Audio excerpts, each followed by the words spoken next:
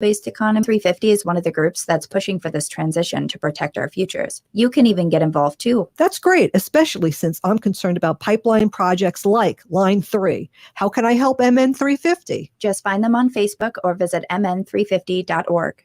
Hey, Cudahy to all my friends and relatives in four directions. This is Robert Pilot of Native Roots Radio presents I'm Awake. I'm here to ask you for your support. Finding honest Native-centered news is not easy, but with your support, we're able to provide accurate information about Standing Rock, Line 3, treaty violations, and COVID-19 in our Native communities. Please visit Native Roots Radio Network on Patreon and donate if you can. That's Native Roots Radio Network on Patreon. Pinigigi, and thank you for your support. Minnesota has the only original wolf population in the continental United States, and 80% of Minnesotans believe the wolf should be protected. Howling for Wolves is asking Minnesotans to respect our true wildlife manager, the wolf. Their survival is critical to our ecosystems, our communities, and even our economy. As highly intelligent animals with strong social bonds, Minnesota wolves deserve to be protected and admired. Learn more at howlingforwolves.org. Let's live and let howl. The Department of Indian Work partnered with the Minnesota Department of Health to open the Twin Cities American Indian COVID-19 hotline.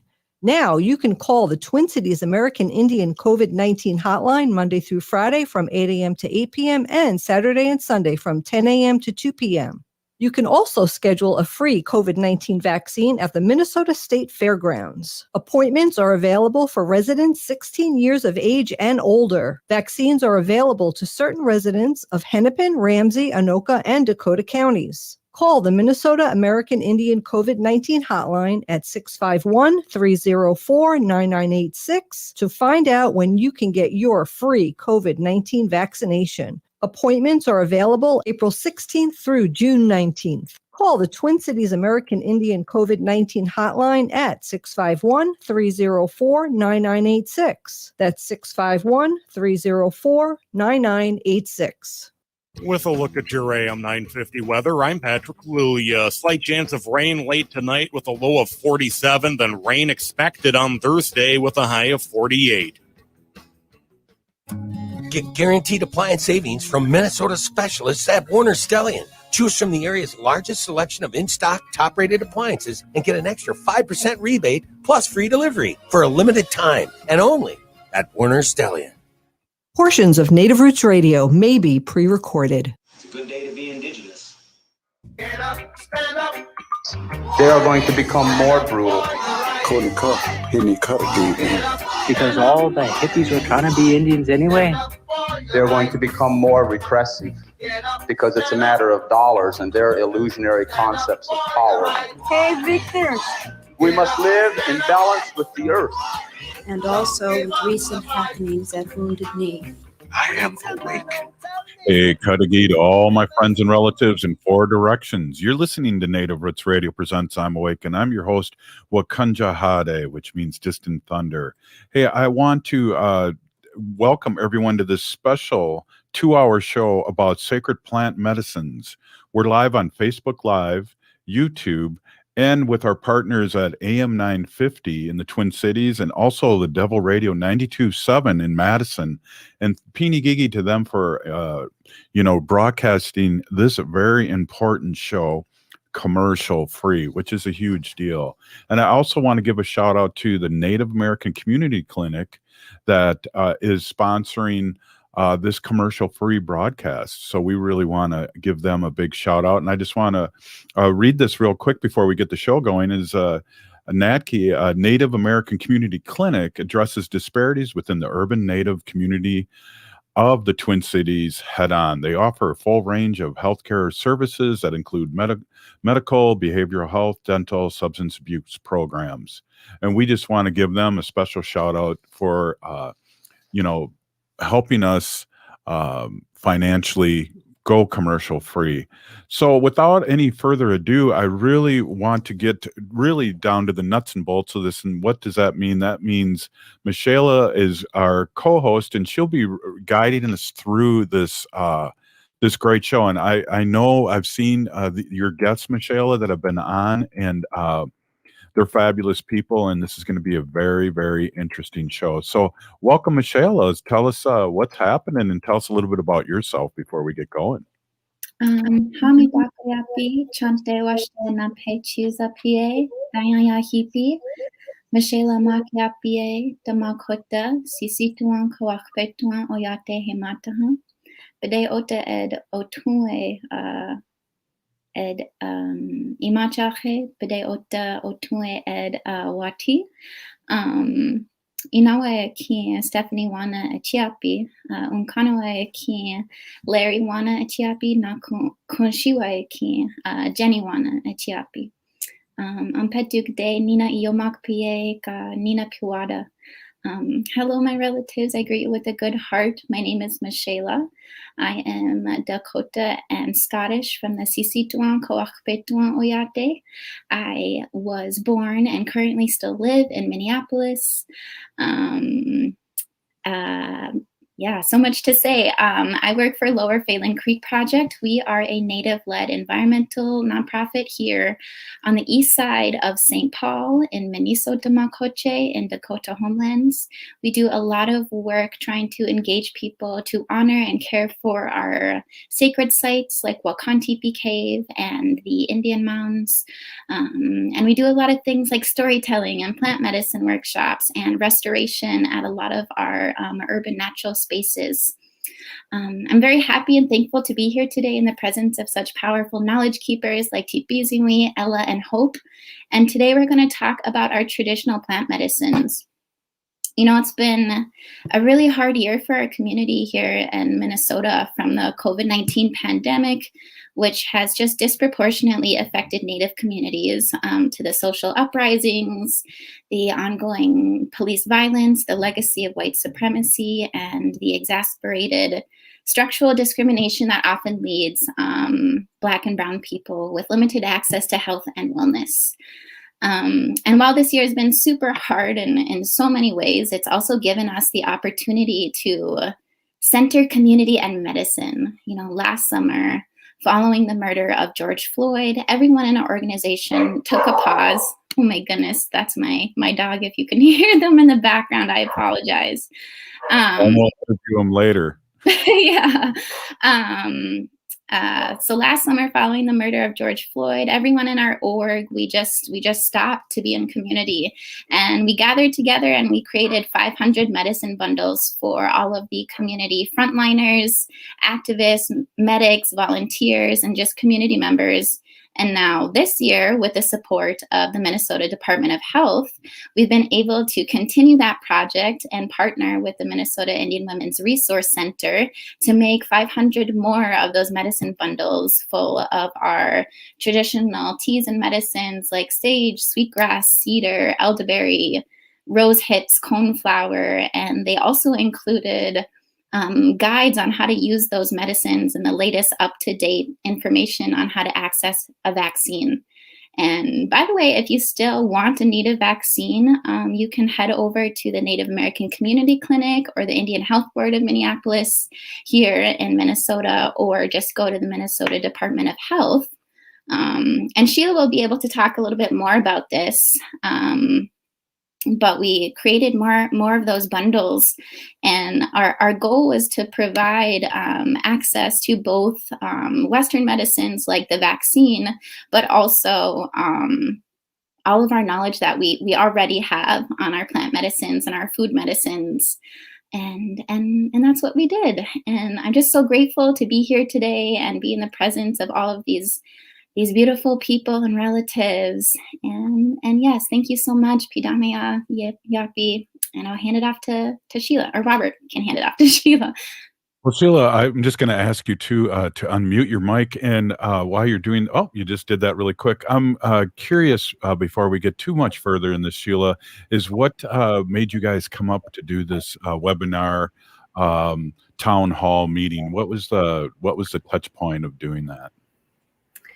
Well, sorry. So hello, everyone. My name is Sheila Zephyr, and I am with the Minnesota Indian Women's Resource Center, and where we empower American Indian women and families while advocating for justice and equity. So I just want to say that first. And so we were approached from Lower Phalen Creek Project to partner with them in doing this project and this webinar, so we could just get more information out to the community about the traditional medicines and how to use them. I know the pamphlets also were inserted that also had information, but tonight the knowledge holders that are present are actually going to share a lot more medicines and a lot of more tinctures and other things that helped that they created for their community, for their elders and for those that actually had COVID-19. So it's more than what's actually in the brochure that was in the bags, but we also wanted to just provide more information and ways to heal culturally and traditionally and naturally, rather than through all of those. That's awesome. Hey, Michelle, do we want to get going here and to get our first guest on here?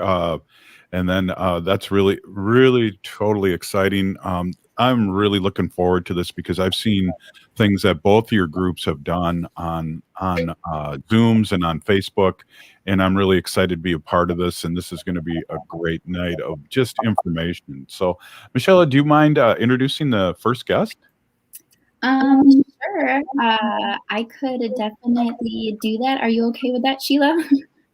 Okay, so our first guest we are super excited to host is Tipizingwi Tolman.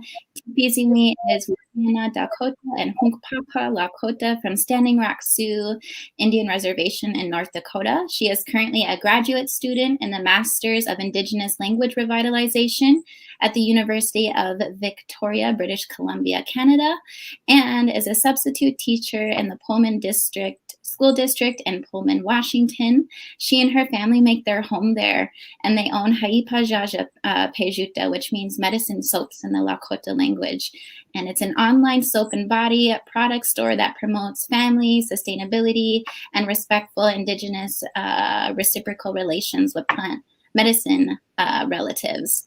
And I'm really excited to have Tipizingwi on, and she can introduce herself way better as well. Wopida Tipizingwi, you can take it from here. Pidamaya, Sheila. Chante washte iu hanape chuzapi, Tipizingwi Tolman machapi na ia waslaha emataha, ashwana nimipu tamakoche elwati. My name is Tipizingwi Tolman. I'm Hunkpapa Lakota and Wichina Dakota from Standing Rock, but I currently live in the lands of the Nez Perce people in Eastern Washington State. And I'm going to be sharing recipes that have went into our COVID support bundles. We started out when COVID first hit our communities, and being in Washington State, it was the first state that had COVID cases, and it was just really important that we helped, and we knew that when COVID hit our tribal communities, because of the lack of infrastructure and the lack of medical facilities and all of the things, all of the social determinants and barriers that our people and tribal communities face, we really just wanted to provide support and help. So it started out with sauerkraut. And, I'm just going to be open about how we started. And it's personal. But sauerkraut really was the first thing that we started sharing and sending out, and that stemmed from actually a relative. We have Hunka relatives, Absalake relatives that we just absolutely love and have taken care of us here, as we live in the Palouse and other people's homelands. So we actually went to a doctoring together for our Hunka mom and she actually passed away in December. But previous to that, their family had been battling some issues, some health issues, and what came through as advice for her and her family was to try to incorporate sauerkraut into their daily diet.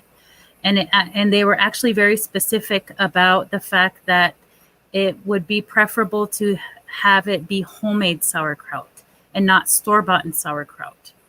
And they shared the reason behind it is that our modern day diet and also all of the different medicines and things like antibiotics and things that they were taking had stripped their the lining of their gut. And so to really build up that gut immunity, your gut health is directly related to your immunity. And so it was shared with them through prayers that, sauerkraut would be really beneficial in preventing any kind of sickness or disease and things of that nature. And so, just strictly and rooted in absolute love for them. And, they're most beautiful relatives that I've been fortunate to be blessed with. And so we started making sauerkraut as a family and sharing with them and then sharing with others as really what we saw as preventative to really boost immunity, because we knew that the immunity health was going to be a pivotal issue when it came to combating COVID. So we started out with just simple cabbage and salt sauerkraut recipe. And this is, some pictures of that, but I'll share the recipe. It's pretty simple. And you can I use a sea salt, but I know I have a mashke who uses pink Himalayan salt. And I'm really a big supporter of using what you have and not stressing out about what you don't have. And so we started out with sauerkraut. We were sending sauerkraut out to elders specifically, probably starting in February, March of last year. And I'll move on to the next slide. So this is a really simple recipe, and you weigh the cabbage by grams, and then you'll multiply that number by 0.02, and that's how much salt you add.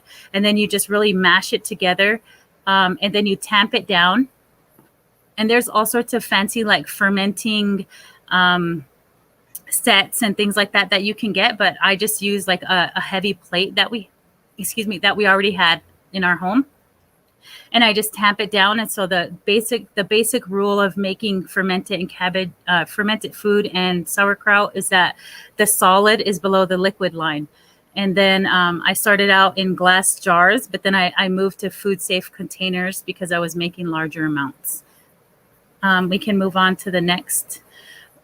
Soon after, I started making fire cider, again with the same, just rooted in absolute love for our relatives and wondering, how can we help?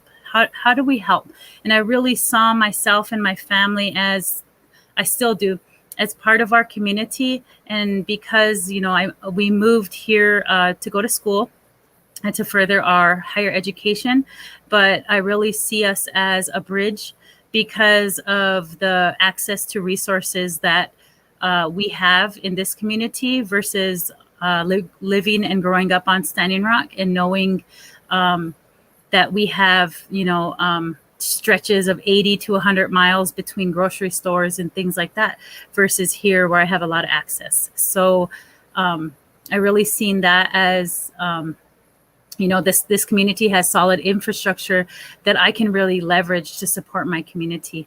And so fire cider, there's many different recipes. And like I said, if you don't have one specific ingredient, don't stress out. I'm really a big supporter of, you use what you got and, and you make do.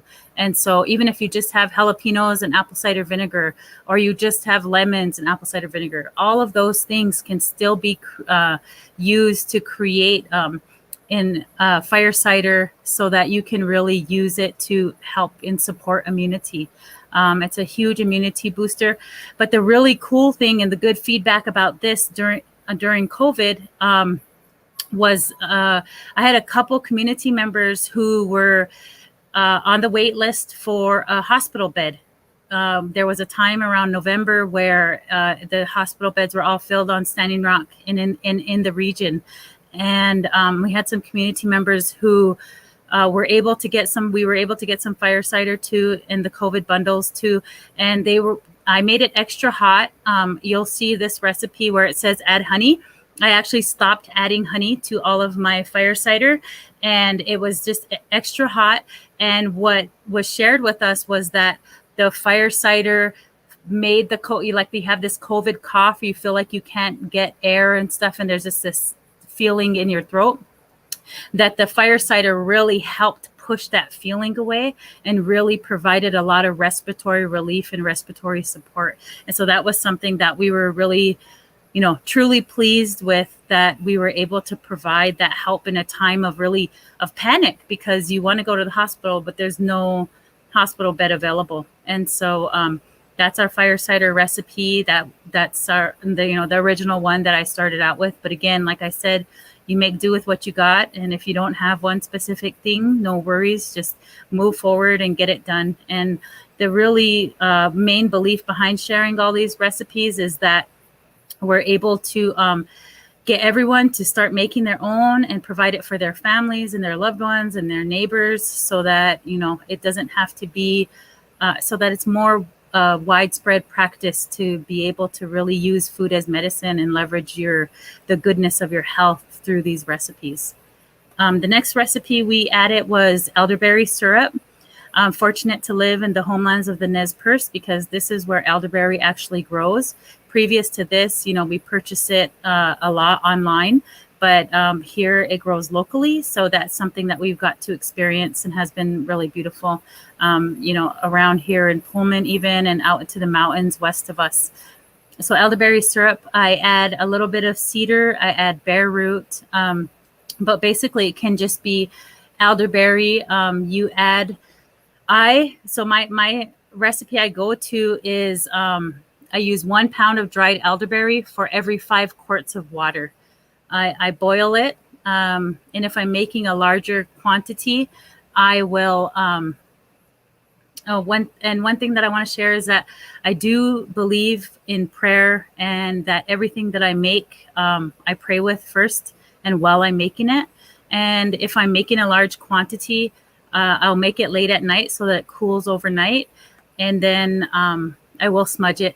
And throughout the time that I'm making it, I smudge it and I pray for whomever is going to be using it, that it doctors them, that it helps them, it supports them, it comforts them, it nourishes them.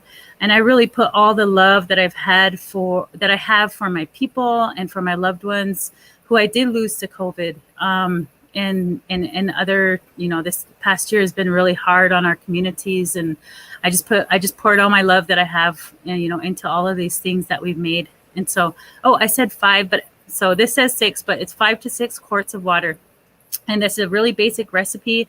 I boil it, pray with it, let it cool down, and then I strain it, and then you add honey, and then you just jar it up.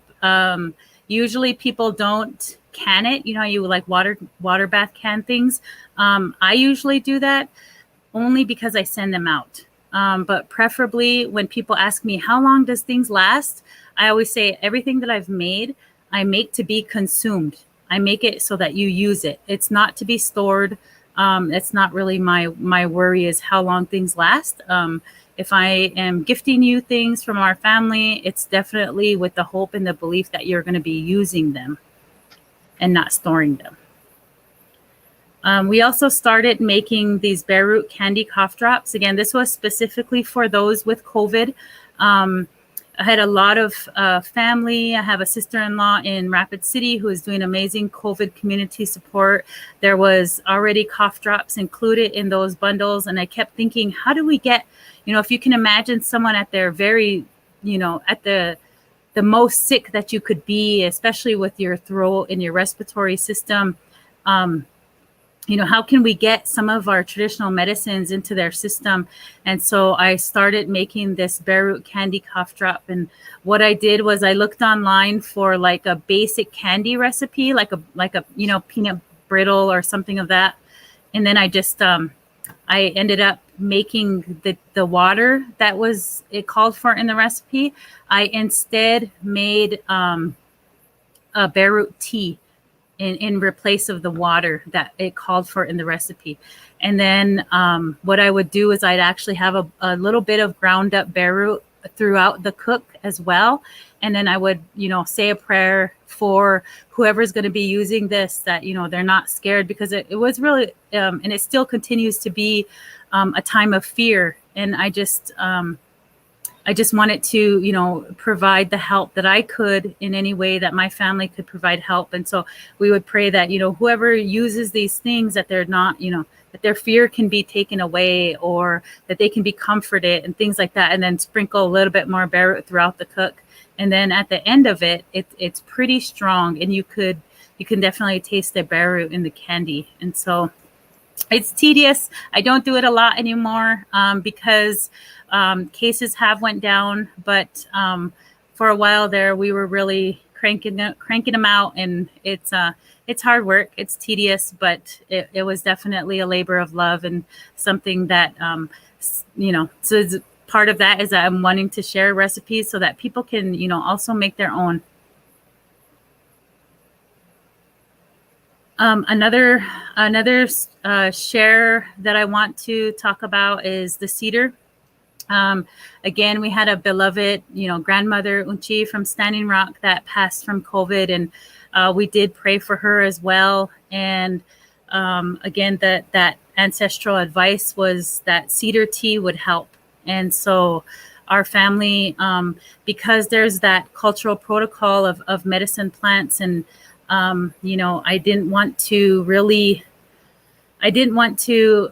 be disrespectful and be charging or anything. And there's, specific protocols. And so what we asked of people is that if you could at least just help us out with some shipping money, then our family would go out and gather cedar and cedar to smudge. We also had people, so we were sending out cedar a lot, and we would go out as a family and we would harvest cedar.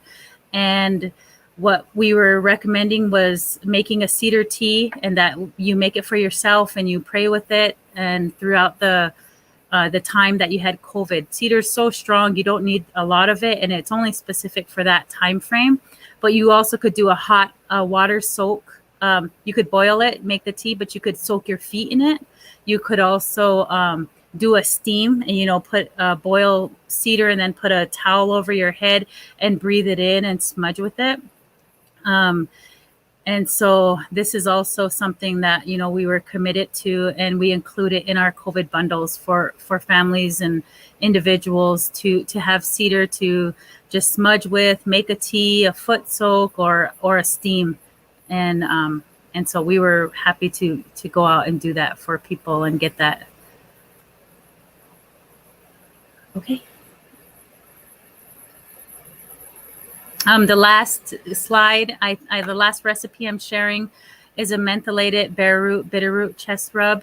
And this again is something that we, were shared with, that this would be helpful to really get our medicines into our system and help, the respiratory support that we need to get through COVID and other respiratory ailments as well. And so this is our recipe to do that. What we do is when we melt the oil, we'll put the ground up bare root in it as well. And then before I pour it into the tins, we do a little pinch of it at the bottom. We pour it, then we'll do a little pinch at the top as well. But it is mixed in with the oil as well. All of this comes, from love that we have for our relatives, and that we really wanted to provide support for everyone. And we believe that the Grandmother Earth is really happy, and because we have such a long relationship with her, that we're able to still utilize the gifts that she's given us, and that she never abandoned us. Even though things happened to our people where our relationship was severed from her for a while there, she's still there and still providing, all of these beautiful gifts for us to help support us through these hard times. And so everything we do is rooted in love and respect and giving back, and everything's, just everything is rooted in absolute love and respect for Unchimaka. And we do everything we can, that we can help. Everything's based on Oonkichiapi, to help each other. And these COVID bundles, we asked only that you could at least help our family with shipping, and then we didn't charge, anything else. And if anyone felt called to donate to us so that we could send it to someone else, then we would definitely take that help. And so thank you for listening, and I hope that I covered everything. And again, I just wanted to share that we do everything rooted in love and respect. Wow. That's beautiful. Hey, I just want to say this one quick thing before you leave, TP. I'm going to hand it over to Sheila. I just want to say that this is an awesome show. We're really starting it out in a good way. And I want to tell everyone that you are tuning into the Special Plant Medicine webinar presented by the Lower Phalen Creek Project and the Minnesota Indian Women's Resource Center. And it's produced by Native Roots Radio. And we're simulcasting on Facebook and YouTube all over Turtle Island. We're in Madison on Double Radio and AM 950 in the Twin Cities. Sheila, that was an awesome presentation. Don't you agree? I do agree. Wopilatanka TPZW. Thank you for coming and sharing all of the love that you expressed through your presentation. So again, Wopilatanka. So our next presenter is Ella Robertson, is an enrolled member of the Sisseton Wahpeton Oyate and a lifelong resident of the Lake Traverse Reservation. She attained her Associates of Arts in Dakota Studies from the Sisseton Wahpeton College, a Bachelor's in American Indian Studies from the University of Minnesota Morris, and a master's degree in Tribal Administration and Governance from the University of Minnesota Duluth. She was employed for 25 years with her tribe and tribal college. So thank you, Dayan Yahi, Ella, and thank you for coming and joining us. And so I'll turn it over to you if there's any more that you want to share about yourself with everyone. So good to see you. Oh, you're on mute, Ella. A year plus, and I'm still on mute all the time. The first technical difficulty. Okay. Well, Pidamaya for inviting me. And I'm so happy to be here and really honored with being asked to be a part of this presentation. And that was an awesome summary of my background. So we were asked to provide, a few areas that we were focused on during COVID and medicines that we're most familiar with. Myself, we used a lot of the teas, and most of our medicines is in tea form. And the main one is, we just call it wakbe, but it's lead plant.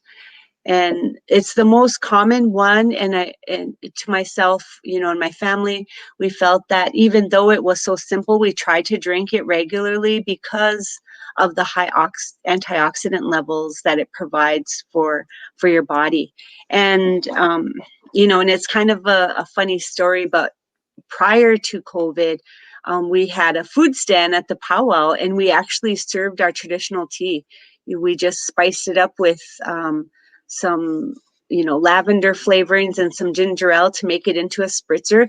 But we felt that it was a way to introduce our community to our traditional foods, because a lot of times when we want our people to partake and to try it if they haven't been raised with it, they're afraid of how it's going to taste. It's not going to taste like anything that they're normally used to. And so it was just kind of a way to introduce it in a non-threatening way.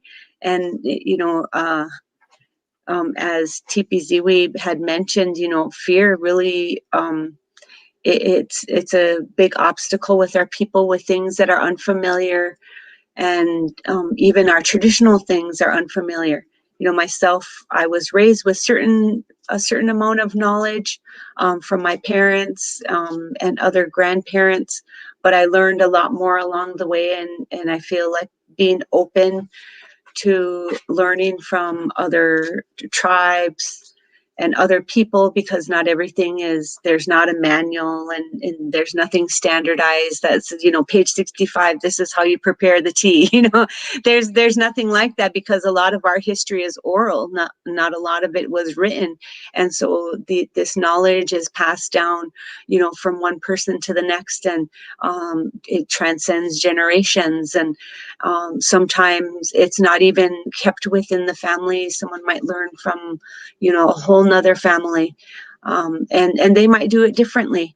And so it's being, really open and accepting of that and willing to learn. And it's, it has a lot to do with just overcoming that fear and embracing who we are as Dakota people, and revitalizing that and, really embracing it. So I did share a video.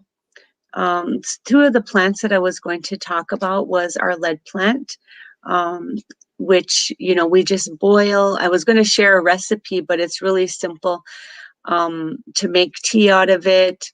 And the second one was our salve.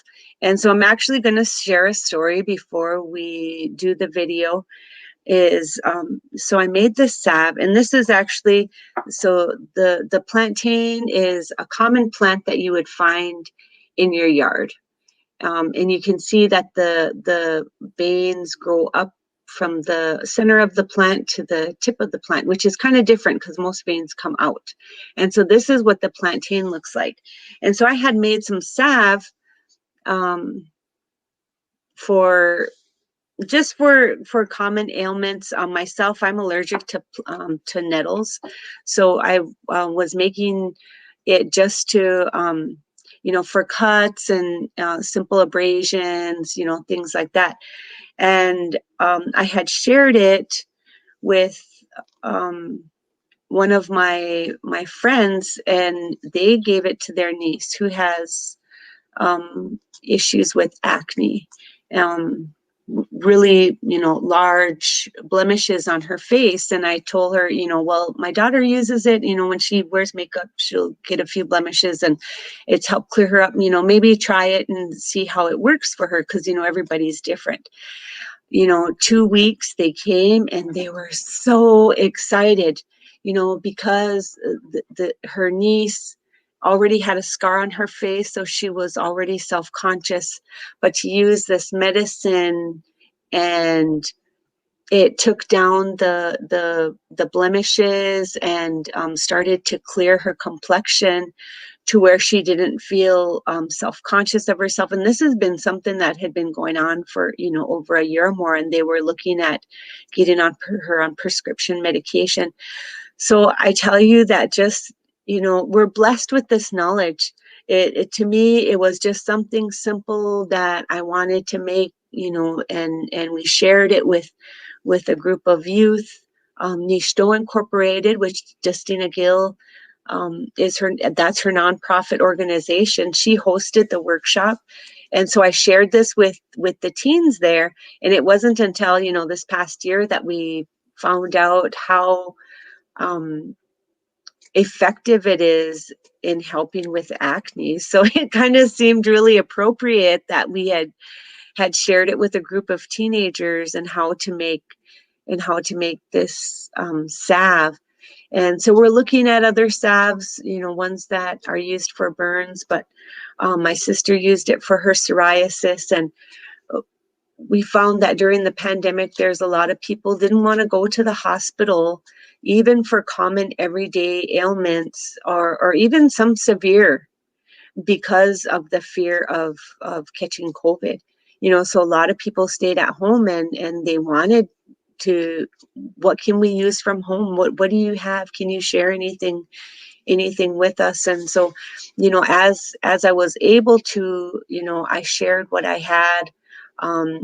We gave out a lot of our tea, and it's going to be coming time now to plant or to pick again. And that's one thing when I make our presentations to the schools, is we talk about the seasons and the importance of understanding the seasons and what is going to be ready for that season. Like right now here, we went out today, we went and picked morel mushrooms, and we have a small window of opportunity for these medicines and these plants and these foods, 2 to 3 weeks tops. And so it's really becoming in tune with Mother Nature, understanding the environment that these plants, these medicines, this food, where it grows, how to harvest it in a responsible way, so that we're not depleting our resources, because that was not our way. We were always very mindful of how and how much that we harvested, so that there was more for the next person or for the next year, that it was able to replenish itself. So that's being a good steward of the land, but it's also being a good Dakota person to do those things. So I don't know if we're ready to show the video.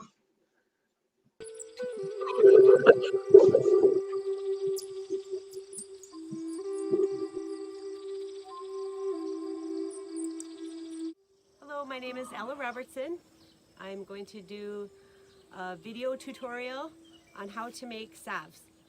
I learned from my mom and my grandparents and some local elders about plants and some of their uses, where to find them. And the important part to know is being aware of your environment, because not all plants grow in one place. But the plant that we're going to use today is called plantain, and most people have it in their yard. So that's what we're going to use. That was the very first medicine that I learned to use. One of the easiest, most common ones to use, and most helpful. So it's summertime, there's chances of poison ivy, mosquito bites, things that itch, sunburn. So this is the perfect solution for the things that ail us in the summertime. I'm going to use. And so right here is the plantain. And so it's growing nice and big right here, because we mow around it and we pick out the weeds so that it grows nice and big. And so these are what we're going to get today. And this is what the leaf looks like. And you can kind of tell it has these long stems growing out. It's going to seed right now, but these are what we're going to collect today for making our salve. So here's the ingredients, all the things that we're going to need to make salve today. Your coconut oil is going to come in a container like this. This is a sample of coconut oil. We have some little containers that you'll put your salve in. Your saucepan will probably be about this big. If you have a bigger one, that's fine. Here's some strainers. Here's a larger strainer, a small strainer. I don't know what people have at their homes. Also, if you have cheesecloth to take the plants out of the solution, then you can use those. A small cutting board we'll need. Here's our plantain leaves that we collected. And then here is horse mint. So we're going to add a little bit of horse mint to our salve, and that helps with a little bit with the cooling and the healing process. You can buy essential oils, but we thought we would harvest what we have naturally. And so if you go out into say it's a pasture area, you'll see these tall plants about this tall. It has a big purple flower up on the top, and that's what these are. They're called horse mint or bergamot, wastemina. It goes by a lot of different names. And that one's also good for allergies, making a tea, just boiling a couple of the heads with about 4 cups of water. That's good if you have allergies. Take it in the morning, in the afternoon, but not at night because it's a stimulant and it will keep you awake. So not a whole lot that that we need here. It's a pretty simple process. So we just thought we'd show you exactly what you need to get started. Coconut oil is a little bit stiff, and so we're just kind of loosening it up, and I'm gonna just get us. Pusha's gonna get me a spoon. She's reading my thoughts. Just gonna put it here inside of our measuring cup. So what we're having about 1/3 of a cup or 1/2 a cup.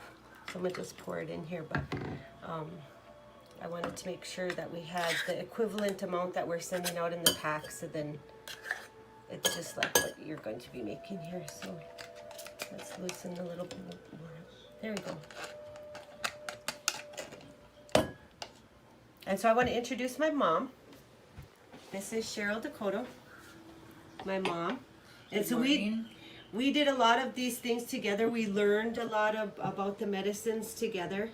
And so she does her own salves at her house, and so I'll let her talk a little bit about what she uses her salve for.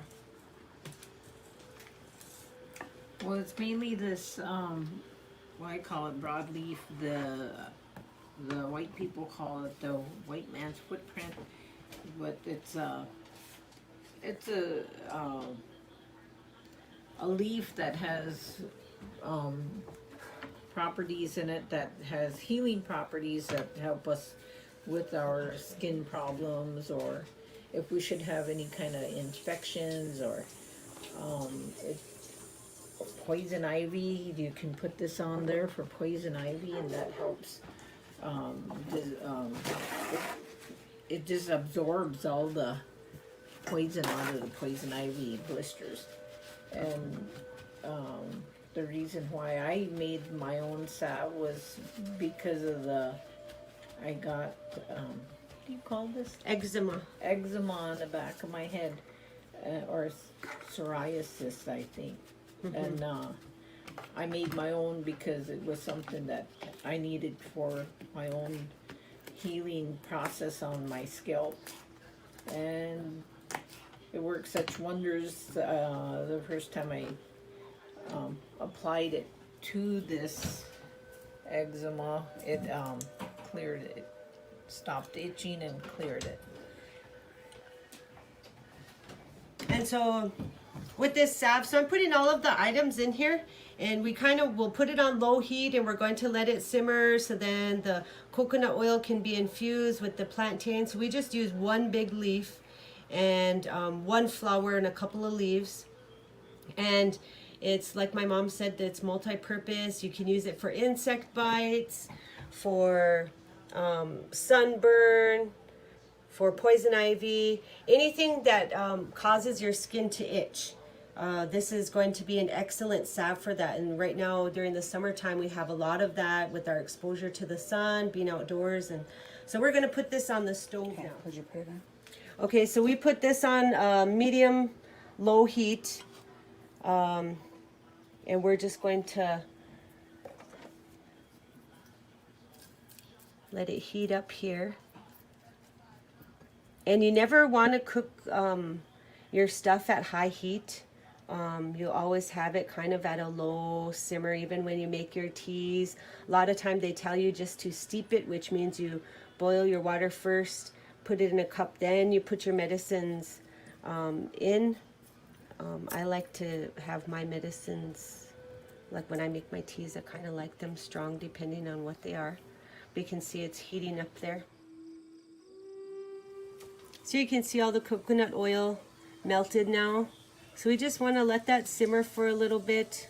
We'll probably give it about, 3, well, maybe 5 minutes to just let it simmer real low like that. We want the oil to be infused with the plantain and with the horse mint, so that we have a good a nice salve. When you cut it, it just makes it easier for the oils and to be released into the coconut oil. And so I'm gonna turn it down a little bit now that it's melted. So I'm gonna turn it down to 3 because we want to let it just sit in there for a while. So it's kind of broken down some, and so we're letting it cool a little bit. Have a little pot holder there.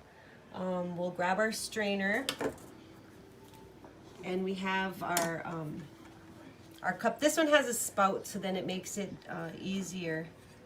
But what we're going to do is put this mixture in here. Mom was smelling it because you can smell the horse mint is nice and heated up in there. You can smell that. And so we're going to pour it in here. And one ingredient that I forgot to include was our beeswax. And this is actually wax that came from our hives. Beeswax is actually what the bees create to put their honey in. It's the comb. Yep, the honeycomb. And so when we're harvesting honey, when we uncap it, and Eric just scraped the whole frame. So this is, once we separated the wax from the honey, this is what we ended up with. And usually I'll melt it down and put it into a mold and make a nice bar out of it, but this time I didn't. So what we're gonna do then is take this and put this in here. And it's just a small amount. You can see it's just a small amount. And the strainer is catching the excess in here. Put that aside there. And so Kush, you want to stir that. And you can see there's a little bit of the green in there, so I'm going to put these tiny deals of wax in here. And so it's hot enough where the wax is going to melt in there.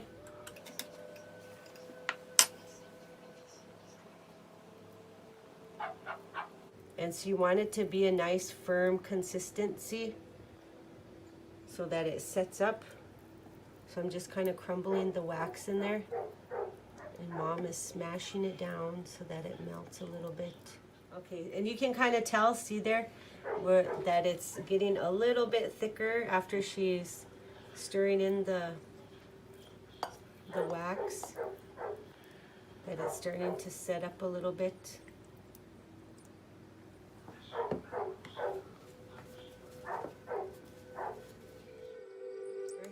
Just so that we can break up this beeswax a little bit better.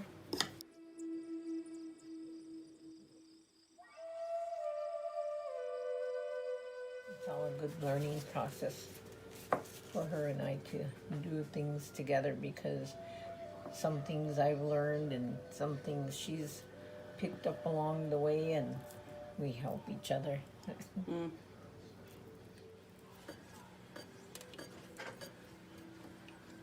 And so we have it here on low heat again. And so we're just wanting our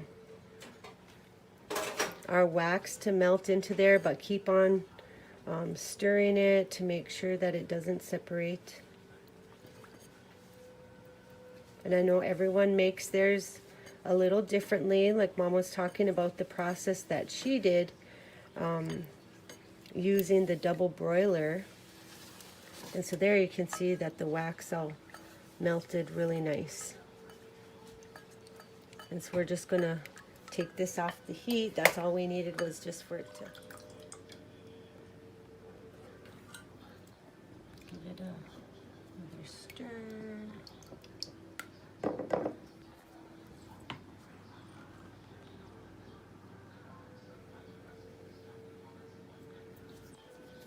So this is enough for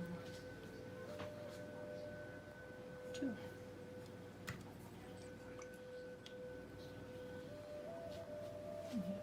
This little bit of salve goes a long ways. I worry that that's all the wax here on the end.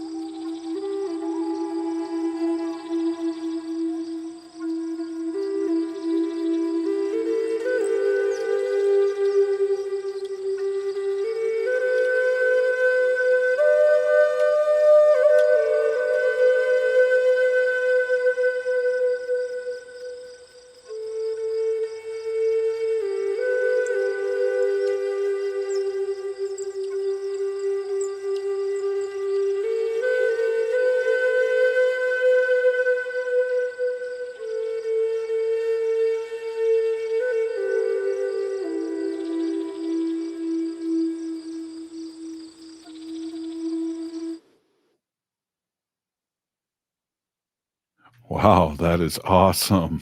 So awesome. Wow. I hope people know that we are playing this on Facebook, and you can go back and watch it too. So it's totally beautiful, right, Sheila? Yes, it is beautiful.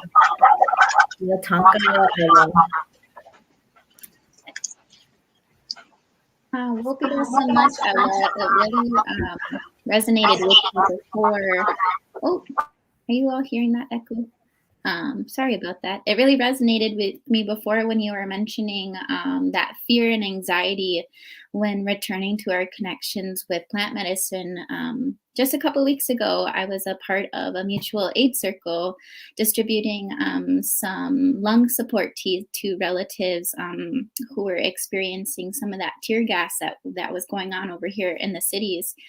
And I had put nettles and cedar and juniper berries and bear root in that tea, but it was my first time working with bear root. And for some reason, I was just so anxious, like, oh my gosh, if I include too much, is someone's heart going to beat super fast or something? Like, but it is just like having, I think sometimes we are kind of taught to not trust Onshimaka or Konshimaka, Grandmother Earth, but we're so easy to trust like the foods that we get from the grocery store with all the pesticides and herbicides they have on them. So I really, really appreciated everything that you had to share. It's so important, and I know that we all look up to you so much. So Wopida Tanka for coming. It was so nice to hear from you. Oh, I think you're on mute again. Thank you. So I just wanted to mention too that one, as far as the horse mint, it's also called bee balm. It has antimicrobial properties, and so there's so many benefits, and it's just a matter of having the opportunity to go out and to see what's in your neighborhood, and I imagine that, for those that live in the Twin Cities area, it's a lot different, finding those areas and knowing where you can harvest, and knowing that they are chemical free. And, so we're very fortunate, I feel, to live here on the reservation, and we have 100,000 acres that belongs to our tribe that we can harvest from. So I just, how do we create this community of learning? It's so important, because we don't want it to die with the people that have that knowledge. We want to be able to share that with others so that it can continue on. So thank you so much for including me in the webinar today. Yeah. About that salve too, I noticed that with COVID, some people were getting, what they called COVID rashes. So I think that salve with the plantain and the washdemina could be really good for that too. But I am super excited to bring in our next presenter, Hope Flanagan. Hope is Seneca from the Turtle Clan, and she is an elder who teaches about plants and wild plant gathering. She is also a storyteller in the Native community. She has taught and worked in the Twin Cities Native community since the late 70s. Most recently, Hope taught in an Ojibwe immersion classroom for 10 years, and prior to that as a storyteller for Minneapolis Public Schools and drug and alcohol prevention for 6 years. And now she is at Dream of Wild Health, and we are just so lucky to have her, to bring her on. Hope, I'm so happy to see you, and please take it away. Oh, bushu din tinuwi maganito. Chimi kwich kiwi pija yega manungum. Gia ekene mau chwe mo wen nuden and sikwe indigo mikinak into them. Kawandish gonna getting in dun chaba. I'm from the Turtle Clan. My Indian name is Nuden and Sikwe. I'm so happy to be here with these wonderful, wonderful teachers and healers. It's just my heart's just singing. I just love to be with the plants almost every day. I'm out in the woods finding things. I'm so fortunate to be working at Dream of Wild Health because it's a native owned and operated organization where it's set up to look at food as medicine as well. So Hey, we Hope, have, I yes? kind of interrupted Pilot. I think we have to do a quick radio station announcement. I'm so sorry about that. That's all right. Well, we just want to remind everyone what they're listening to. We're in hour 2 of this great plant medicine webinar brought to you by Lower Creek Project and the Minnesota Indian Women's Resource Center, and produced by Native Roots Radio. And also a big shout out to AM 950 and Devil Radio in Madison, Wisconsin for airing this 2-hour seminar commercial free. Want to give a quick shout out to the Native American Community Clinic, who is sponsoring us in Madison. We really, really appreciate that, and their mission is to promote health and wellness of mind, body, and spirit in the Native American communities and families. So back to you, Michaela and Hope. I just wanted to get the top of the hour taken care of, and now back to the real business at hand. Oh, thank you. Thank you for doing that. I'm so grateful that we have these agencies and these programs that are helping our community. I wanted to say, where I'm working at Drew Wild Health, last year we grew 8.25 tons of food to go back into the Native community, Twin Cities community, Native community. We do Indigenous food shares, and this year we've had at least 2 or 3 wild gathered items in the boxes, in the spring share boxes. So I get to go out and collect and put the items in our food boxes to go into the community, and I really enjoy that. I see, yesterday I was out picking the wild nettles, and you can make an herbal broth out of that. And so everybody gets that in their box.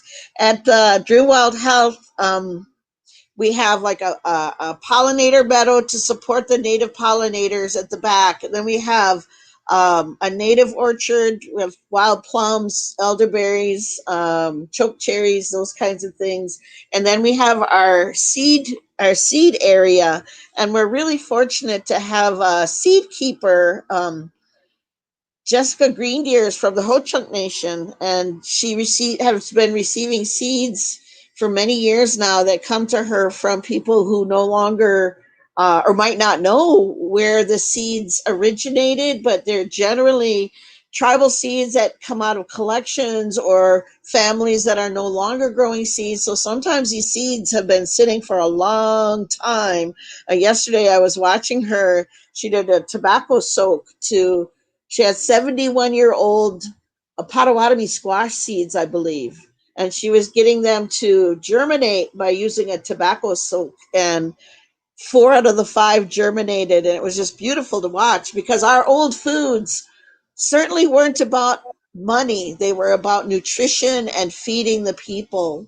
I always remember when I was young going out to Rosebud, and I had heard someone say, "Oh yeah, there's 13 different kinds of Lakota squash." I said that, and this fella said, "No, 14." So I always appreciated that because I think about not only do we have the wild foods in Ojibwe, you'd say the Awasiag are the wild ones, and the Awakanag are the domesticated ones, or another way to say that is the enslaved ones. But we made a contract with them, with those plants that offered themselves as food, like the corn, bean, squash, the melons, the tobacco, the sunflowers, those things. We made a contract that we would provide them with clean water, clean soil, clean air, healthy soil. So we have to be able to keep up our end of the contract so they can give us that gift. So at the farm, I'm so grateful at Drew Wild Health that we always are looking at regenerating the soil to the place where it's back to where it was before it was ever tilled. That's what we're looking for, to make it healthy, strong soil so the plants can give their gifts. My favorite part, though, is I always get to work with the young ones. So if I get to work with the young ones, I get to show them where I'm picking. And today, with this particular gift of being here with these wonderful people, I'm so excited. I brought over some of the things that I get most frequently and asked for, because I know Sheila's known me forever. She knows that people would come to me and ask me to find plants for them. And that was a wonderful thing, a beautiful thing that I've been able to do, is go out and fetch plants for people if they weren't able to find them. And now I feel like I'm teaching young ones how to find what they might be looking for. So there's so many plants. What I was told by Majiki Kwewa Siban, my namesake, my niawe, she told me that every single plant has its gift of food, medicine, utility, and every green one has the gift of breath. So they have these beautiful gifts they want to give us. So we've got to respect that. They're older than us. They're our elders, just like the animals are our elders, Mother Earth, Grandma Moon, they're all our elders. So we got to thank them. And she also told me, when you thank them, they come closer. So remember to thank them. I know in this crowd, this is the easy one to say, be respectful of how many you take. So I remember, when I talk about this, sometimes I'll say, count 10 and pick one, so you don't wipe out whatever you're after. So I'll start off kind of gentle. One of the ones that I often get requests for is a tea for cleaning the liver and the kidneys. And this is really good for relatives or people who are trying to clean out their body from drugs and alcohol. And one of the ways to do that is to fortify and clean out your kidneys and your liver. And that's going for root medicines. Root medicines, the best times to pick them are in the early spring or the late fall. If you want to go by the moon, then you'd want to go by the full moon, the fuller moon. So it's pushing instead of pulling.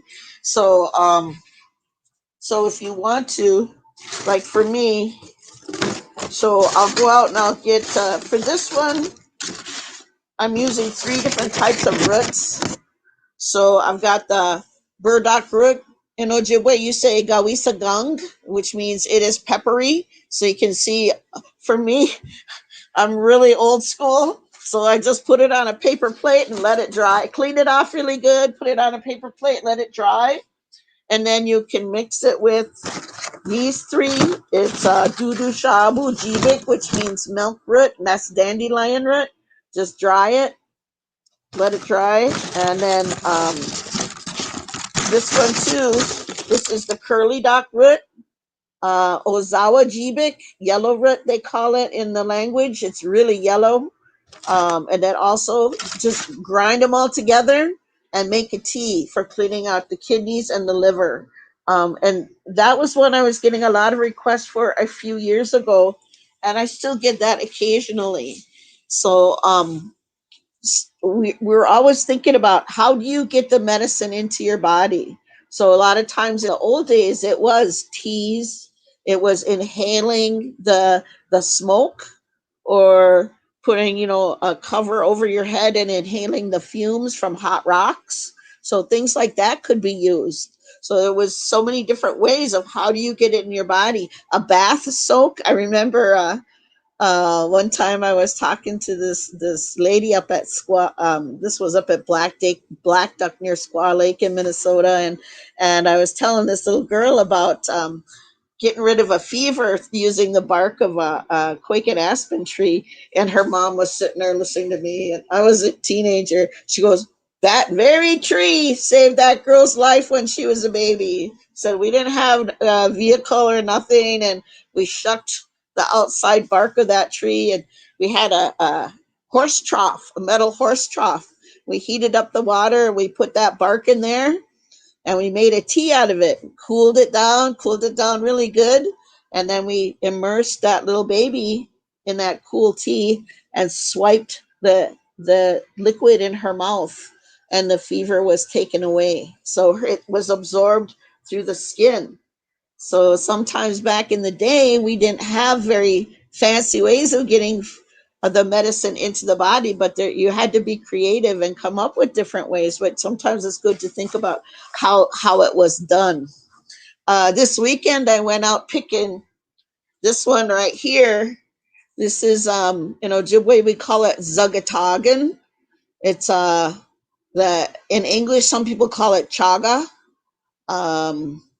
This one, I like to gather it in the wintertime because you have to find it on the birch tree. See how black it looks? You go driving around and look for birch trees that have had an injury, because the birch trees have a chemistry inside of them that's called betulin. And what'll happen is if the tree gets an injury and it's in a damper area, so like you might look in a swell that goes down a little bit, that's a little bit more moist. So if a tree has an injury, the tree is sending all of this betulin to heal itself, and that chemistry gets trapped in a fungus. So it's trapped inside of here, and it looks just like a big yellow rock, but on the outside, it's going to look really, really black. So what I get to do is I get to take young ones out and show them how to spot it. So this last year, I took 2 young ladies out. I said, okay, now, where is it? Can you spot it? I can see some. Can you spot it? So getting them used to spotting things and seeing where it is. This is a really powerful medicine. So here's another piece right there. It's used for taking away cancer and tumors. So a dear one who's very knowledgeable, elder lady, I was sending her bags of this a few times every month. And she said her tumors would shrink. So she didn't have to go in for surgery when she uses this. So it's easy to do. I mean, people use it differently too. You might just take a chunk of it and you don't want to boil it. You do the same thing like Ella was talking about. You boil the water and then you submerge it and let it steep because you don't want to kill off the medicine effect. And you drink it in the morning and in the evening. And it's really strong. It's getting harder to find. And this is another thing I want to remind everybody about. Always put down your offerings and thank those trees and those medicines that come to you. They're giving a gift. What I was told by Majiki Kwewasiban, that elder lady, she said, if we don't thank our elders, they're going to leave us. And she meant the plants and she meant the animals as well as the people. So it's something like this, this weekend I drove all the way up to Grand Portage looking for birch trees that I could look for this on. And with climate change, we're losing a lot of our birch trees. So it's important to be thankful. Put down your tobacco and say thank you when you see a tree. Spend time with those trees. Spend time with those plants. Get to know them. I remember when I was younger, you'd hear more stories about it's the spirit of the plant that you're working with as well. Some people only work with the biochemistry. Some people work with the spirit. And usually it's somewhere along that line where you work with the spirit and the biochemistry. But sometimes it's just the biochemistry and sometimes it's just the spirit. So when you see these miraculous healings, and I still see them, it's usually when it's with the spirit of the plant, when it's primarily with the spirit of the plant. If someone's going to share a really powerful spirit teaching medicine like that, make sure that you offer them, talk to them and say, give them tobacco first, and then they might say, okay, I need to offer you blankets. I need to offer you food. I need to offer you gifts, because it's a huge gift to get a medicine passed on to you. So Zugatagan, if you go up into Canada, they don't even say the English name of it. They just go, oh, yeah, that Zugatagan, that's what that is. In the Algonquin speaking communities, in the Ojibwe and Cree communities. just this 2 weeks ago, I was talking to some people from Leech Lake. We did a doula presentation for different tribal doula folks working with babies. So I taught them a salve. And one of the salves that you see online and commercially made, they call it Minigan. And Minigan, like this right here, says Minigan. It's a made up word. It's two parts of an Ojibwe word, minnow, and then there should be something in between, and igun.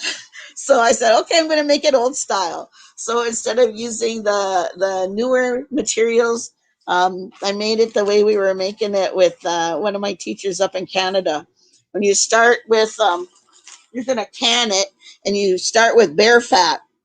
And up in northern Minnesota, you can trade folks sometimes if they are bear hunters, or if they know people who bear hunt. You can sometimes trade for bear fat. That in itself is a good healing element, the bear fat. So we did the same, like Ella was talking about. We start to melt down the fat, and then the next thing we did was we added the spring harvested tamarack bark. So here's the harvested tamarack bark. You gather it in the spring. You can see it's cracked, it's nice and dry. It's sweet and a little bit milky. And that's going to be soothing to the skin for that little baby. So you're going to add that to your mix. Then the next important thing that you're adding is monazati. That's this right here. It's the buds of the balsam poplar tree. If you ever drive up to Duluth, you'll be able to smell it right now because those buds are out and the leaves are out. You can smell that beautiful smell. It's the smell of spring for people who live way up north. There's one of the buds. They're really sticky. They're full of that medicine. That medicine is real sticky. That's what that is. So you use the balsam poplar buds, the bear fat, the tamarack bark. Then we used a little bit of the beeswax. So that's solid beeswax. And a little bit of the beaver castor. And that's from inside the beaver, where the beaver holds its oil glands.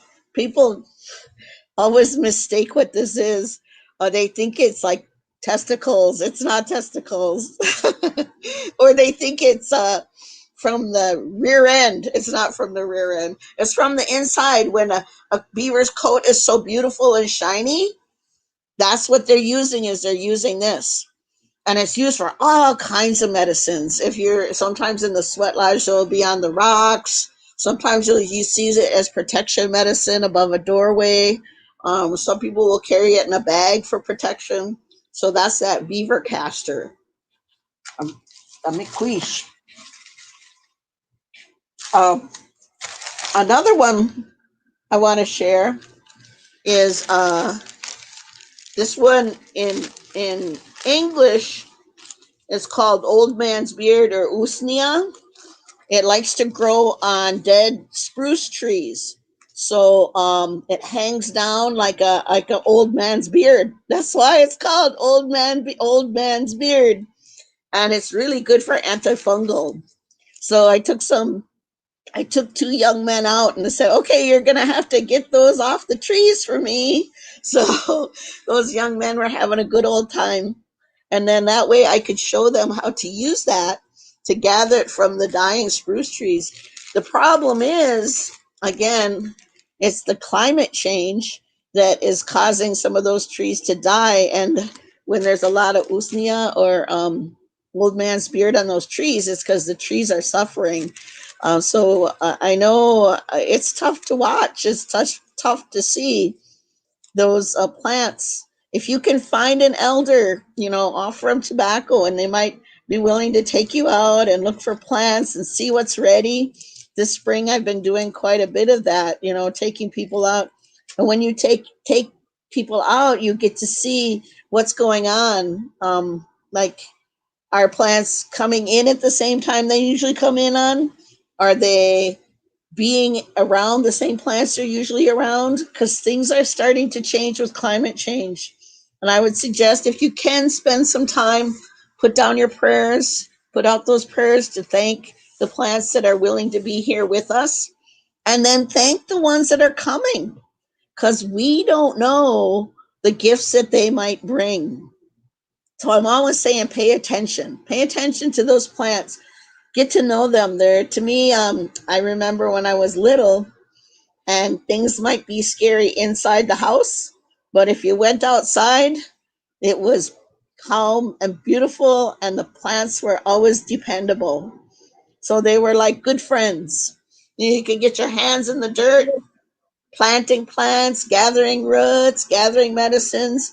That fortifies your immune system, because our bodies are made of so much of this, the biotics that are in the soil. When you're in contact with that, you fortify yourself. I want to tell one more story, if I can, if I've got a minute. A friend of mine called me one day and she said, "Hope, you have any dreams about plants?" Oh, I haven't had a dream about a plant in so long, except for last night. I dreamt about this plant, and it was a plant for cleaning your lymph glands. Now, here's an interesting thing. This plant acts the same way with our bodies as it does to Mother Earth. It'll take the toxins out. So I've been finding this out now about the plants that doctor the earth, where humans have left poisons and things. The plants that show up, a lot of times they're doctoring that place. They do that same thing for our bodies. Well, thank you for listening. I'm excited to hear more about what comes up in this discussion. I'm really enjoying this tonight. So I'll turn it over to you, Robert. Well, thank you so much. And I'm going to turn it over to Sheila and Michelle too. I'm following the script right now, but this has been just hope. Your energy is just so vibrant. We just appreciate you so, so much. And again, wow, what a great show. Hope, what was or if you want to share, what was the name of that plant for the lymph node? Sure. It's a precious one to me. In Ojibwe, we call it zugit. Zugit toggin. Zugit means it sticks to you like a nail. It's cleavers or bed straw. It's an important one. Yeah, those So, are the ones where you can throw them and they stick on your shirt, right? Or yep, they can do that. that's it. But now again, that's what I learned this last week, is it does the same thing to Mother Earth. So make sure if you're gathering it, that you gather it in a clean spot. So because it's trying to help her too. Those plants are so giving and loving. They want to help. So they're pulling out any toxins from her as well.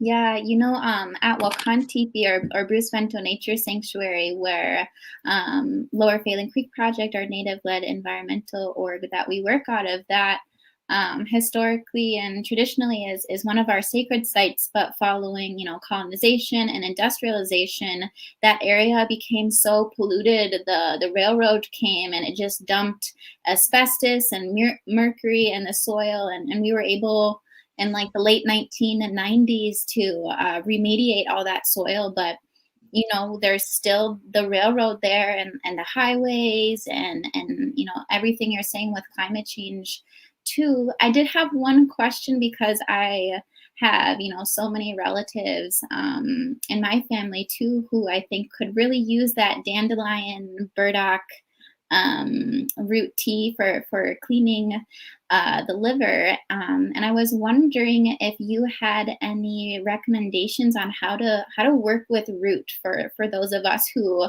might not know that. So if we're harvesting, or even if we go out and get dandelion or burdock root, how do you make that into a tea? Okay, it's the roots you gather either in the spring or in the fall, because that's when the plants they're getting ready. They put all their energy into their roots, so that's the best time to pick. And get a good root shovel. I keep a good root shovel with me all the time, and then you dig them up, wash them really good. I use a vegetable brush, wash them really good. And then like you'll see, like with the yellow dot, it's really brittle. So all I'll have to do is just, if I mash it with my hand, I'll know it'll be like breaking. I can feel it break. And then it's perfect for just putting into a little tea packet or a teaspoon or a tea ball. And that way you could just use it as a regular tea.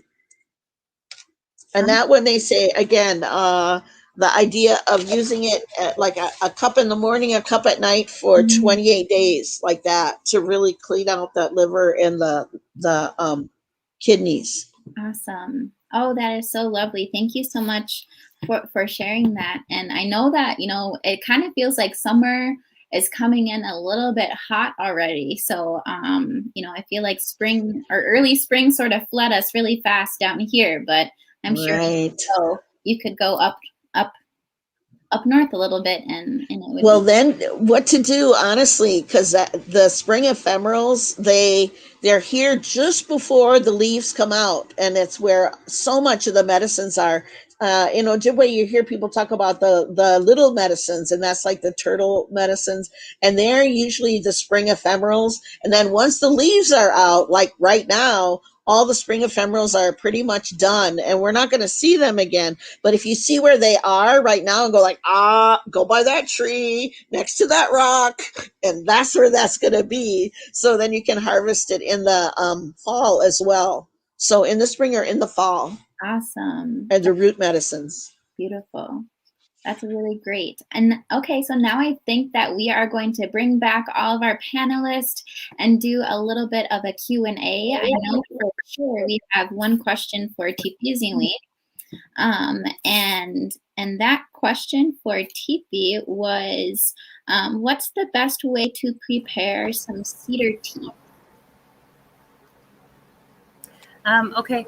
So usually we ground it up, and we have a coffee grinder. We have like lots of coffee grinders. If you don't have that, we also you can just like put it in a cotton cloth, and just like pound it up or mash it up, or you don't even have to do that. But we do about a half a cup to about 3 to 4 cups of water, and it's really strong. And specifically, we were doing this for COVID. So I don't have any other recommendations for when cedar could be used. That's the only thing that we were giving cedar out to people for. And so the only recommendation was that you make it throughout the day. You make it for yourself. You pray for yourself. You smudge it. You're asking the medicine plant relatives in there as well as the water. And then you drink 4 cups.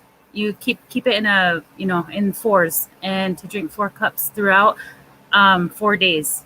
And that's what that's what was shared with us. And so it's not that I know anything. I just have beautiful mentors and teachers that are willing to share that. And then I'm willing to share what I've learned as well. So that's all that I know about that. And then the other methods of using it as well were shared, to have a foot soak or use it for a steam or a steam or a foot soak, and then the cedar tea. So, and it was specifically for COVID and to prepare it for yourself with prayer.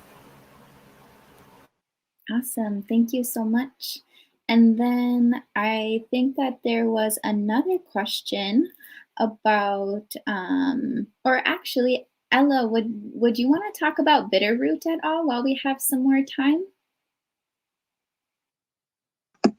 Sure. That was my other medicine that I forgot to mention. And so bitterroot is, one that is found specifically in our area, and it's really, used as a cure-all.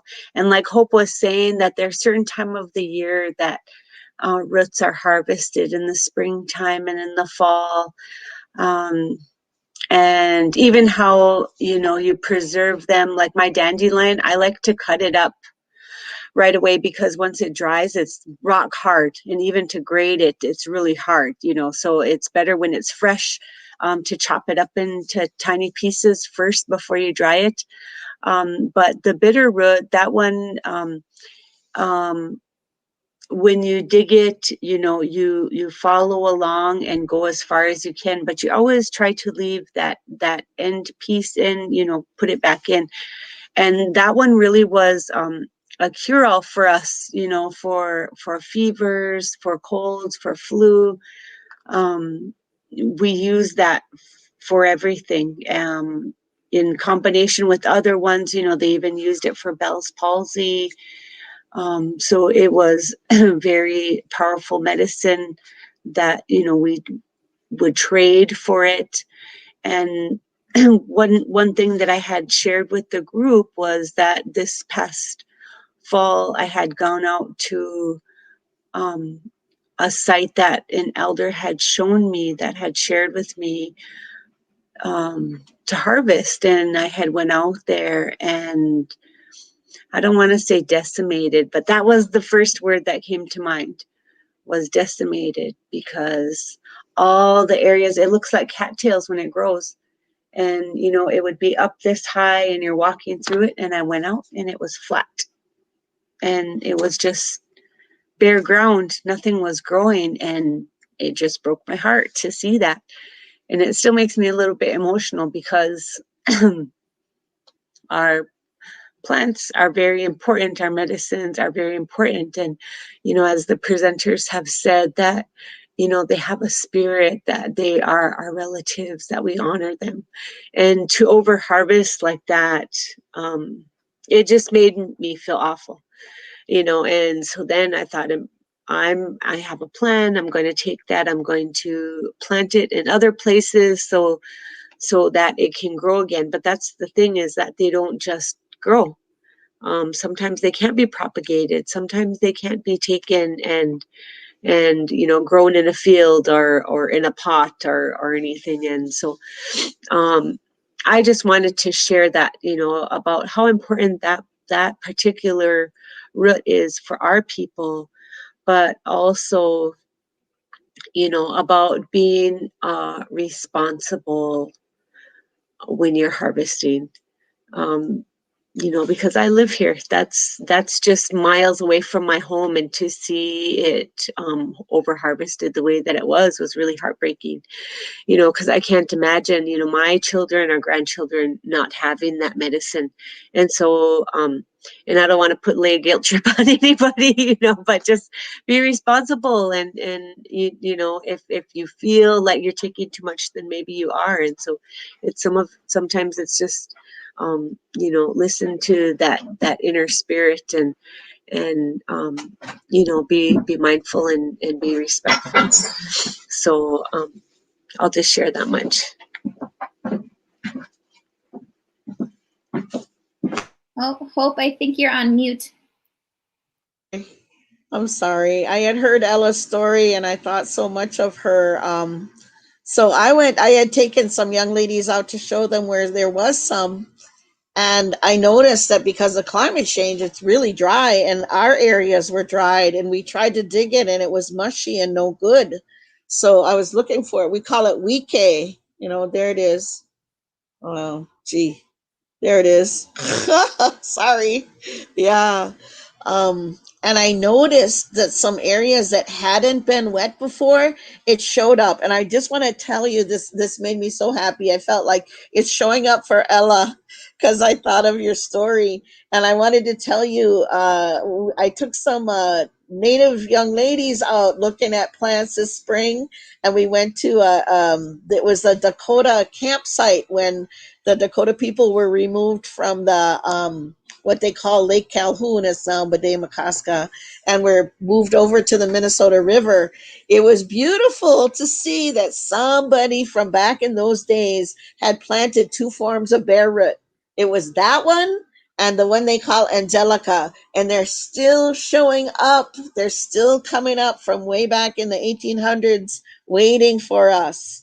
So know that our plant relatives are thinking of us. They have those gifts. So I would be honored to send you some bear root. I just want to say that. Awesome. Well, we did just have a question pop up that I thought was a really, really good one. I don't know if Okama, you can bring that one back up, from Nick Two Bears about, some of our communities have problems with our soils. So if there is any advice to people who are harvesting medicines in polluted areas, if any of you would like to speak to that.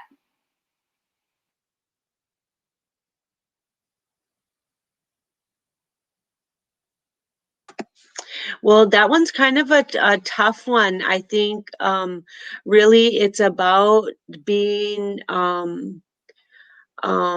observant and also paying attention to your surroundings. And probably, like say if you live in a, well, it doesn't matter what community you live in, but if you find areas that, maybe you believe to be unpolluted, creating a relationship with the landowner, because sometimes your tribe isn't always going to own that land. We have non-Indians in our community that know about the medicines that we harvest. They don't know what they are. They just know that we want to go out there and go dig something in that pond. And so some of our community members have been open to that, but you have to be just as respectful, to ask for permission to go onto that land. If you want to share what I think that they would be more open, because it's not just, some mystery why you're out there in their field, and are you disrupting it? Are you going to make a hole for my cattle to fall into, or, things like that, but offering them that reassurance. And, so even with some of our tribal members too. So I think that would be, pasture land. A lot of times those ones aren't sprayed. Especially if they have cattle, they don't normally spray pasture land. The areas that you have to worry about are the ones that are near crop areas, because of their spraying. And if there's if it happens to carry over from that acreage, then it could possibly pollute. Along the roadside is probably not so great. You want to go a little in further from the road. And just even thinking, it's so limited. It's, we're Xing out all the possible spots, because, some have told me you want to make sure that you go to an area where, like, it's good things. Like, say, yes, it might be out in a isolated spot, but there's all kinds of beer cans and whatnot over there. That might not be a good spot, especially if it's medicine or something that's going to help us. So just being mindful of that. That's about all I can share. Hope you're on mute again. I'm so sorry. I'm gonna be being a Mindy Bouye old lady here. The plants, I don't know how to do it. The lady that I work with, Jessica Greendeer, that works with the seeds, she knows how to do it. She can look at us. She can look at what plants are growing and tell you about what's deficient in the soil. I can tell a little bit about some of the plants, like over there by Bruce Vento, there's a whole bunch of gumweed, and gumweed is great for humans to pull the cadmium, like if we've got heavy metals in our system, you can make a tea out of that to pull heavy metals out. But the problem is that's exactly what it's doing over there at Bruce Vento, is it's pulling the cadmium out of the soil from the old railroad tracks. So I do know that. So you have to pay attention. Like the wild sunflowers, usually if there's a whole bunch of it, it might be arsenic that it's pulling out of the soil. The wild sunflowers are super effective at pulling arsenic out of the soil. So the plants will give you a hint about what's going on with the soil. I don't know how to read it yet. I'd love to learn that, but there are people that can read what's going on with the soil by noticing what kind of plants show up. Yeah, that was one of the things that was always taught to me in the last few years is to steer clear of railroads. Like that is a really good, easy one. So if like there are railroads next to you, there, you know, it's a pretty good chance that whatever they're carrying is leaking into those soils. There was a lot more really good questions. One might be more directed to Hope, but can bark be harvested from trees who are infected with, I think that it was like brown rot? Obama, if you can bring that question up again. Yeah, can bark be harvested from trees who are infected with rotting fungi? If you see, if you're thinking about like that particular one that I was showing, this what they call chaga or zagatagan, if you look for the gold, and that it's nice and firm, that means it's good for harvesting. It depends on what you're trying to harvest. You know, there's all sorts of for me, most of the elder ladies that taught me stuff, the names of the funguses and mushrooms were all Jibai something, which means ghost something. So it's like, wow, you don't want to harvest those so much. But back in the day, they would say, well, if depending on what you're going to harvest, say you're going to harvest puffballs, you know, or something that's growing on an old rotten log, that's fine, you know. But if it was, say, if you're looking for specific medicine, you want to make sure that the quality of the medicine is good. So it's okay if the tree is having a hard time, as long as the medicine is firm and good and solid. For this, you do have to be careful about not getting a lot of fungus on it. The best time to harvest this is in the winter because there's no funguses growing on the fungus then. So that's my favorite time to go pick, is look in the winter time so you don't get a fungus growing on a fungus, because then you really don't know what you have then. Beautiful. Wopida Hope. And then there was a question for Ella about the plantain salve, if we can use any other type of mint. So for the video, you said to use washdemina or horse mint or bee balm, but there was a question asking if any other type of mint would be okay too.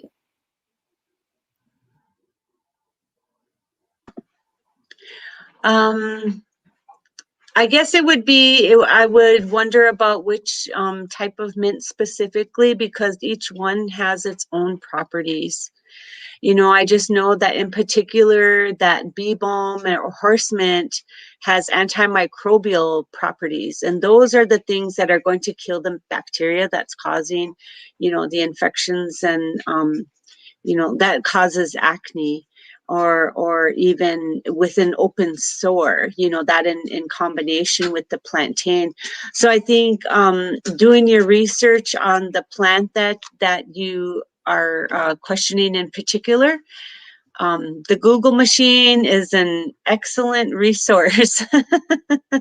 You know, I use it for if I have questions or doubts, you know, that I just, you know, and there's plant identifiers now that you can use to identify plants and then ask, you know, Google about the various properties, because it all depends on where you live. Everybody has different plants, you know, each of us, myself, Hope, TP, we all have different plants growing in our areas, and they're not all going to be the same, and their properties are not all going to be the same. So that's, you know, it's finding something that's, if you can find something that's similar to bee balm in your area, then I would utilize it. And then I see also it says, what about processing dried plantains?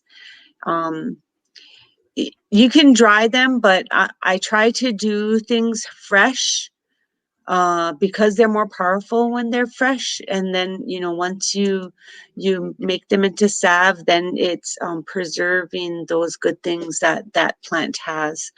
I haven't master tinctures. My cousin, she does a lot of tinctures, and she, she's telling me, you need to, don't be afraid of the alcohol. But it's not something I'm familiar with yet. So, I think with natives and sobriety, that tinctures, that's kind of a, geez, my breaking my sobriety. There's all these different questions that arise. So because she did share tinctures with me, during the COVID, and luckily, I never contracted COVID, so there was no need for me to bring out the tinctures. But that's another means of preserving the medicinal properties of a specific plant. So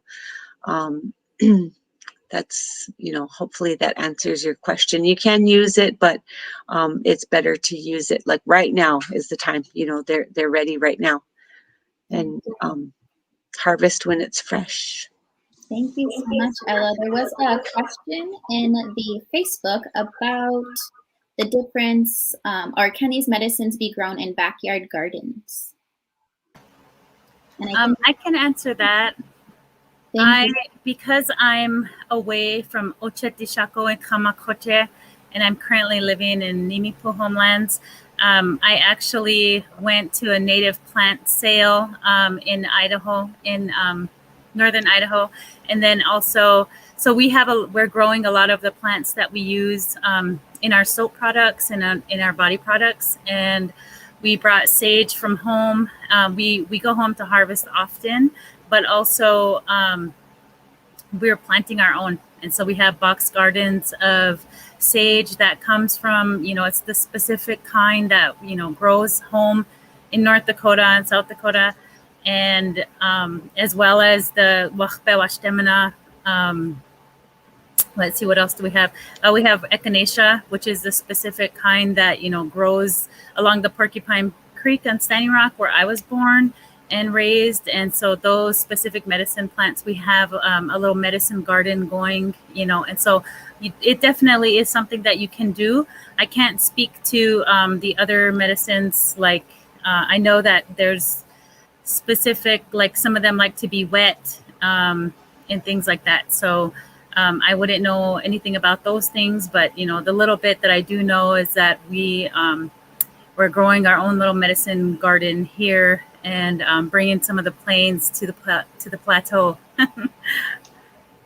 That is so awesome to hear. I know there was another question about roasting dandelion root. Oguma, can you pull that one up for us, if possible? Yeah. Does roasting inhibit the medicine of dandelion root? Does anyone know that one?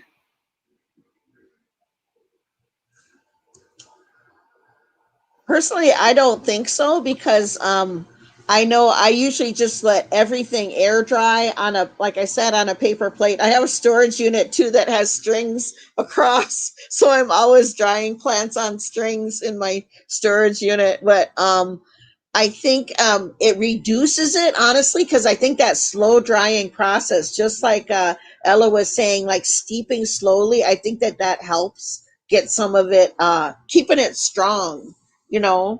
So if you can, but if you want to make a coffee drink too out of roasted dandelion roots, just slice it, put it in low heat in the oven, grind it up. But I'm sure it has some of the medicinal properties still. I just want to quickly share that a lot of our foods are medicine. And so even when we cook them, they still retain a lot of those medicinal properties, and during our little chat, prior, I had talked about choke cherries and how the grind up choke cherries were used for, it was just our food. It was a dessert. And, now with research, they found that with the seeds that it kills cancer. And it's like, how amazing, and it's exciting because it's like there was a reason for everything that we did. There's so many of our foods that, non-Indians are like, that's poison. How are you even alive, after eating that, choke cherries, milkweed, There's others that are poisonous, but we've been eating them for centuries. And, come to find out, not with Western medicine and research, that there's a reason, why we didn't have cancer or why we didn't have these other sicknesses is because our foods were helping us. Our foods were keeping us safe and keeping us healthy. So I just want to share that, because anytime I'm talking about food, and especially the choke cherries, it makes me so excited because, the younger generation wants to pull out the seeds, and why are we even chewing on these old hard seeds, and I could break a tooth. But there was a reason for it, and our people knew about that. Thank you for sharing. I think we have time. Or Sheila, did you want to say something? Yeah, I just have a couple of comments. I heard that if you use dandelion root, it helps to lower your blood sugar levels. So so there's that. But I had a question about dandelion. So it's really nice to see in my neighborhood, a lot of my neighbors are not like killing the dandelion, like they're letting it grow. But when do you harvest it? Like only when it's still green, or can you still harvest the roots and the stems after it starts to, I don't even know what it would be called when it turns like, when you can make a wish. Yeah. When it goes to seed, when you can make a wish. Yeah. Yeah. So that's my question. You can use the whole dandelion. Like you can make a vinegar out of the head and then the little area between the root and the leaves. Some people just eat that plain, but you want it earlier in the spring so it's not too bitter. You can eat the leaves as early in the spring as possible because later it's going to be bitter. And then the root, it's going to be either the spring or the fall. But the whole thing is edible. It's not a native plant. It's from Europe. It was dent de leon, the teeth of the lion is where the name came from. Awesome. And Mary Rock, that's echinacea or coneflower tea. Or maybe you're talking about choke cherries for treating cancer. We have one more question and only a couple minutes. Someone was asking about any plant medicines for either, for tick season, like, tick season's coming up. Is there any medicines that we can either, drink in a tea or eat that keeps the ticks away? Or even further than that, if we already have relatives with Lyme disease, is there medicines to help with that any of us know about? I know for me, it's been suggested to eat a bunch of garlic and onion during tick season because they won't like that taste in your blood. And so that's the one tidbit I could add about that. But if anyone else has any, we would love to hear.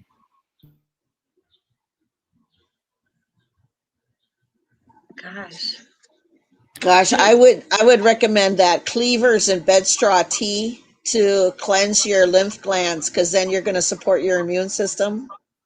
That's what I would suggest. Actually, I would suggest go to ceremony if you can. Hey, exactly. Hey, we're wrapping this up. You guys, this has just been an unbelievable symposium, seminar, just with some great people out here. I am just so happy to be a part of this. And I just want to remind people, because there was a couple questions. If you've missed this is on YouTube.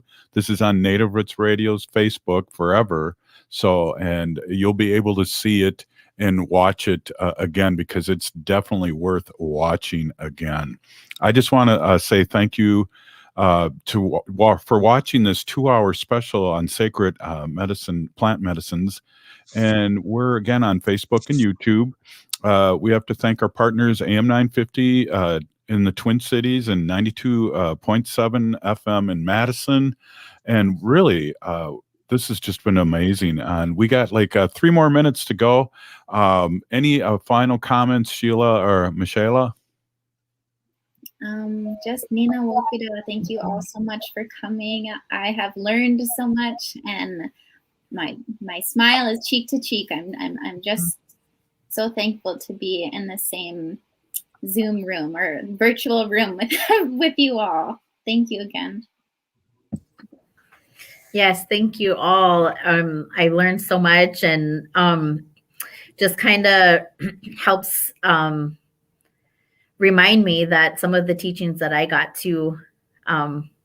So I'm glad to have heard everything. And I just want to say, like, we went out on a walk with Hope one time. She took a group of us young moms at the time out, and she showed us some plants, and she showed us what is that poison ivy was. But she also told us that that there's always a remedy nearby. So I always remember that. So I just wanted to share that as well. And it was great to spend this time with Ella and TPZW. And I also have some of her products in my home that I use as well. And thank you, Robert Pilot, for hosting us and providing this space for us to do this beautiful webinar. And I just wanted to one question that came up of like, if you don't have tobacco, can you offer another medicine or something else in place when you're harvesting? So I just wanted to get that question out too, because I think it's very important. To be honest, anything that I have, if I'm eating or I have candy, I put it out. Because to me, food is just as important. And so if I'm out and I don't have any chashasha, any tobacco to offer, then, I'll put food out. If it's a piece of Slim Jim, it's about the intent and what you're offering is, it's meaningful to you, that you're making that effort and that connection. I know in this area, Pei Bamba Benes teaches a tobacco song that you sing. You sing it 4 times in place of your tobacco offering if you don't have it. It's a Ojibwe song to the tobacco from the 4 Directions Lodges. Hey, I want to say, Peeny Gigi, thank you so much. You've been listening to Native Roots Radio Presents I'm Awake. Hello, it's Randy Rhodes. Team Randy, glad to be a part of the lineup of Progressive Voices on AM 950.